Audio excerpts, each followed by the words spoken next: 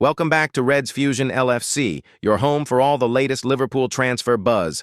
Today's update is huge. Newcastle's transfer plans are in tatters as Alexander Isak suffers a fresh blow. Marc Guehi to Liverpool is gathering serious pace. Inside info on Rio Ngumoha's new mega contract, and a Reds midfielder is set for a 1.2 million summer move. Stick around. You won't want to miss this one. Don't forget to like, comment, and subscribe to stay updated with every twist. And turn in the transfer window. Newcastle transfer plan in tatters as Alexander Isak suffers fresh blow to Liverpool. Hope Liverpool continue to be linked with a British record transfer for Alexander Isak, but Newcastle's own struggles in the market are making any potential deal.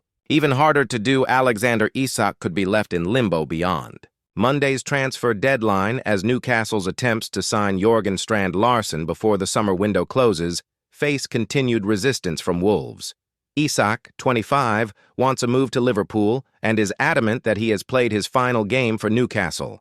The Magpies, however, do not want to sell their star striker after a difficult summer window and are still actively trying to bolster their attacking options before Monday night's 7 p.m. deadline. The only way that the Toon will apparently countenance selling is if they can sign two strikers in the coming days. Norway hitman Strand-Larsen has emerged as a serious target in recent weeks, following a failed attempt to prize Jon Wissa away from Brentford. Two bids have already been rejected by Wolves' top brass, though, and the chances of a deal would appear to be slim, even though the Norway international has made it known he is keen on making such a move.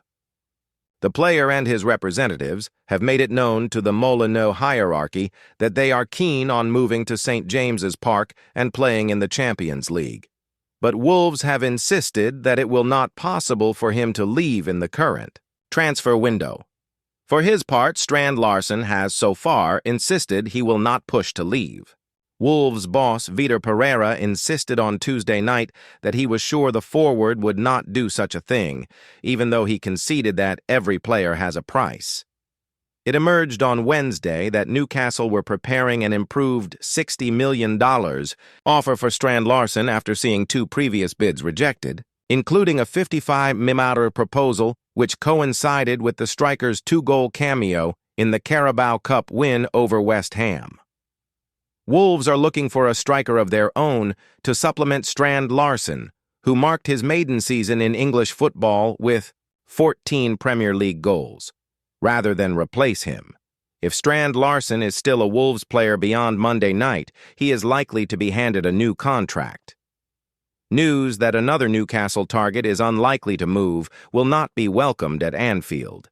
Liverpool remain keen on the idea of bolstering their new-look attack with Isak as the centerpiece and are expected to return to the table with a second proposal in the coming days. There is an acceptance, though, that Newcastle are highly unlikely to sell their top asset without securing quality signings of their own beforehand. Isak has yet to play for Newcastle this season and is unmoved on his desire to join Liverpool despite talks with members of the club's hierarchy before the two teams met in the Premier League on Monday night. Marc Guehi to Liverpool gathers pace as two-player transfer plan emerges. Crystal Palace are ready to cash in on captain Marc Guehi, with Liverpool preparing a bid before the summer transfer window closes for business on Monday evening. Crystal Palace are preparing for life without Marc Guehi by scouring the transfer market for replacements for their captain. Guehi has entered the final year of his Palace contract, and the club know they have to cash in now or risk losing him for nothing in a year's time. Liverpool entered talks to sign the England international on August 12th and remain keen on the 26-year-old centre-back. Guehi is understood to be open to joining the defending Premier League champions, who want to add depth beyond Virgil van Dijk and Ibrahima Konate. Talks fizzled out earlier this month over valuation, with Palace quoting $45 million for their star defender, while Liverpool won't go above 35 million. But they are expected to gather pace once again after Palace's Conference League playoff against Fredrikstad on Thursday night. Palace manager Oliver Glasner said the club had to keep Guehi until at least that match due to their lack of options, but knows chairman Steve Parish is open to selling. The South London club have prepared for Guehi's exit by lining up potential replacements. They registered an interest in Manchester City's Manuel Akanji earlier this week and have now made an offer to Monaco to take Mohamed Salisu on loan, according to The Guardian. Neither are guaranteed, with competition from Bayer Leverkusen and Galatasaray for Akanji and from Olympiacos for Salisu. Palace have also been linked with Rennes' Jeremy Jacquet and Toulouse's J.D. Canvote, but Akanji would represent the most experienced option. The 30-year-old Switzerland international has 2 years left on his City contract, and Palace were reportedly ready to offer 15 millimeters for his services. Eberechi Eze has joined Arsenal for 67.85 meters, and Palace are still yet to find a replacement for the creative midfielder. Jeremy Pino is set to join the club from Villarreal after a deal worth up to 26 millimeters was agreed, while Arsenal's Rice Nelson and Club Brugge's Christos Tzolis are other targets after a deal for Leicester's Bilal El Khanous broke down. There is an acceptance that Guehi will soon need replacing too.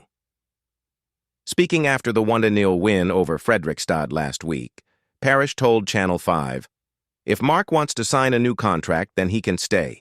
It's a difficult situation. Everyone has to sell players to comply with the rules. That's a situation that we will have to look at in the next 11 days. Liverpool have already signed defender Giovanni Leoni from Parma for 26 million, but want further reinforcements at the back, with Joe Gomez the only other backup to Van Dijk and Konate. The performances of Konate have raised eyebrows in the opening 3 games of the season and highlighted the importance of landing Guehi. The summer transfer window closes for business on Monday evening, meaning Guehi could play his final 2 games for Palace against Fredrikstad on Thursday and against Aston Villa on Sunday. Liverpool insiders reveal how much Rio Ngumoha's new contract will see him earn per week. Rio Ngumoha will be eligible to sign a contract on Friday when he turns 17. Liverpool's academy is one of the most prestigious in England, with the Reds, producing top talents that go on to achieve great things. They have also been on a mission over the last few years to poach stars away from other academies, with Ngumoha one of these examples. Chelsea have been left fuming over the youngster's decision and are still demanding compensation, but how much that will be is not yet known.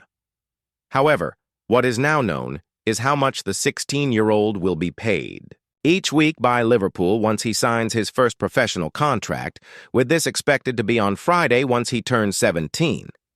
His market value has certainly increased exponentially over the summer, suggesting that he might be in line for a hefty pay rise, although that does not seem to be the case. Rio Ngumoha, set to be on $1,000 a week at Liverpool money, can, unfortunately, be the motivating factor in some instances, with this something that makes the world, and especially football, go around.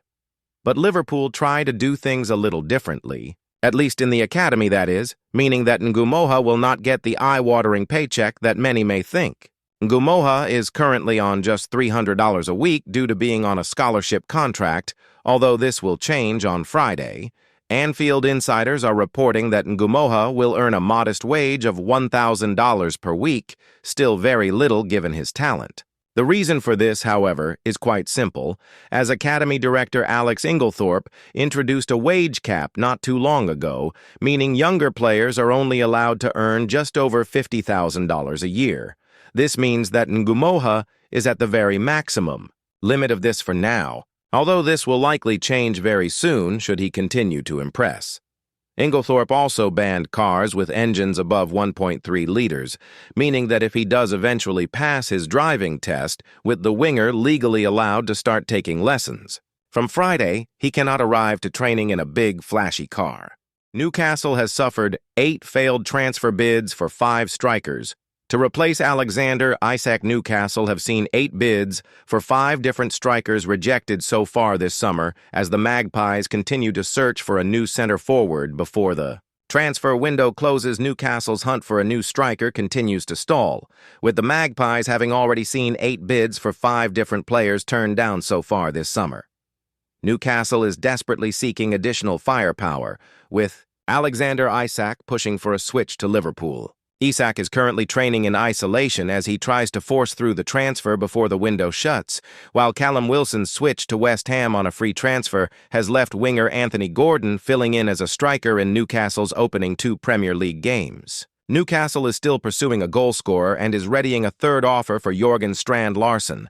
Premier League rival Wolves has already knocked back 2 approaches for the Norway international, who bagged 14 Premier League goals last season. According to The Times, Newcastle has also been unsuccessful with 2 bids for Yoane Wissa, 2 for João Pedro, and 1 each for Hugo Ekitike and Benjamin Sesko, respectively. Including those 2 rejected offers for Strand Larsen, Newcastle has had 8 failed bids for 5 strikers. Pedro eventually completed a switch to Chelsea, whilst Ekitike joined Liverpool and Sesko signed for Manchester United. It seems like the striker market gets tighter every year, Newcastle boss Eddie Howe admitted earlier this month. Maybe that's because we have continued to grow as a team. There's not many players of that caliber to make us better, and when they're potentially available, the price seems to go up, and then you are dealt other challenges like PSR, how much you spend in the window, the long-term effects if you do the transfer. It is not as clear as going out and getting any player. They have got to fit the team, make us better, and be affordable. That's not a large group of players. Liverpool is poised to swoop in late for Isak if it receives any positive signals from Newcastle regarding the transfer, which could happen if the Magpies manage to secure some replacements. Meanwhile, Wolves manager Vitor Pereira has conceded that there's a possibility Strand Larsen might depart. When questioned about the forward's future, Pereira responded, "I don't know, I'm not the owner.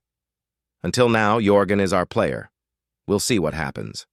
Football is football, and every player has a price, even Lionel Messi or Cristiano Ronaldo. We'll see what happens." Liverpool told Alexander Isak transfer reality with agreement expected. Liverpool are continuing to await further encouragement from Newcastle United over a second bid for Wanaway. Alexander Isak.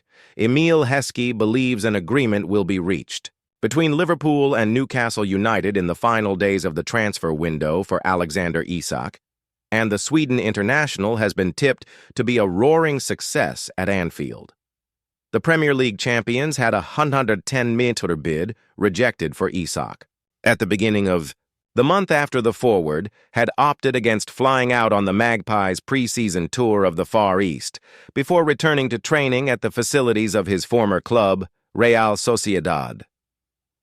Last week, Isak, who hasn't kicked a ball for Newcastle since May, released an explosive statement on his Instagram account citing broken promises and lost trust before the club hurried out a response insisting the conditions to allow their star striker to leave had not yet been met. Meanwhile, the Magpies have found sourcing a successor difficult, having failed to land Liam Delap and João Pedro, who both joined Chelsea, Hugo Ekitike, who moved to Anfield, and Benjamin Sesko, who completed a 73-meter move to Manchester United. Earlier this month, Eddie Howe's recruitment team are currently attempting to bring in Yoane Wissa from Brentford and Jurgen Strand Larsen of Wolverhampton Wanderers. "I think Newcastle and Liverpool will come to some agreement," Heskey said. "It's disappointing how it's actually played out, but it probably works in both teams' favor that they come to some agreement. But the reality is, as a club, if you've got a contract with a player, you hold the ace. So I don't blame Newcastle at all. They have to try and get the best they can out of their asset. The hoo-ha that they're having around that right now and the pressure that is probably there is a lot different to what I would have had to go through. First and foremost is to enjoy it, if Isak's move to Liverpool happens. The fans are going to love you. One of the best things about Liverpool fans is they love and get behind their players. I know he's gone now, but look at Darwin Núñez. There was a lot of pressure on him to score goals, but the fans got behind him, sang his name, and made him very welcome whenever he was on the pitch. And they're always like that. They'll always get behind you as long as you work hard and produce. Liverpool midfielder to complete 1-point mature summer. Move McConnell agrees Liverpool extension before Ajax loan. Switch Liverpool midfielder James McConnell has signed a new long-term contract before finalizing a season-long loan move to Ajax. The 20-year-old has put pen to paper on a 5-year deal, securing his future at Anfield while gaining the opportunity to accelerate his development in the Eredivisie. Ajax move shaped by existing connections. Ajax's interest in McConnell has been consistent throughout the summer, with manager John Heitinga, who worked alongside Arne Slot last season, a key figure in pushing for the deal. Heitinga is understood to have been impressed with McConnell's progression, identifying the midfielder as a strong fit for Ajax's footballing philosophy. While there was competition from several European clubs, Ajax have secured his signature. On a season-long loan, McConnell will complete his medical before the move is confirmed. According to Dutch outlet De Telegraaf, Liverpool will receive around 1.5 meters, 1.2, as part of the loan agreement, covering both the fee and a portion of his wages. Liverpool youth graduate making senior strides McConnell has been regarded as one of the most promising prospects from Liverpool's academy. His senior debut came in the Europa League against Toulouse in 2023, and he has since amassed 13 first-team appearances. Notably, he impressed on his Champions League debut against PSV Eindhoven earlier this year, underlining his readiness for top-level football. Ajax view the midfielder's technical ability and composure in possession as attributes that align with their emphasis on developing young talent. For McConnell, the move represents an opportunity to gain consistent senior minutes in a competitive environment, while Liverpool track his progress closely. Anfield departures shaping the summer window. Liverpool's summer transfer activity has centered around outgoings, with several senior players departing. Trent Alexander-Arnold, Kaoimhin Kelleher, Jarell Quansah, Luis Diaz, Tyler Morton, Darwin Nunez, and Ben Gannon-Doak have all left Anfield. Further exits remain possible before the 1st September deadline, with Harvey Elliott attracting interest from RB Leipzig and Kostas Tsimikas also linked with a move away. McConnell's situation differs, with his new 5-year contract ensuring his future is tied to Liverpool. The club's willingness to sanction a loan illustrates their confidence in his long-term potential, while also recognizing the value of him gaining experience in a high-level European league.